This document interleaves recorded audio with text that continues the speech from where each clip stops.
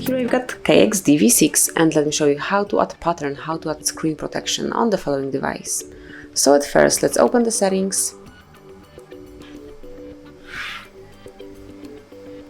Then find and select security. And now go to screen lock. And it's time to select the way of unlocking the device that you would like to apply, that you would like to have. So it can be either pattern, pin code, or the password. Let me choose pattern. And now let's draw the unlock pattern. In my case, it will be L letter. Click on continue. And now draw it one more time to confirm.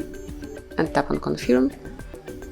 And finally decide if you would like to see all notification content once your device is locked, if you would like to hide sensitive ones, or maybe you don't want to see anything at all, but I will pick the middle option, hide sensitive notification content, and then click on done.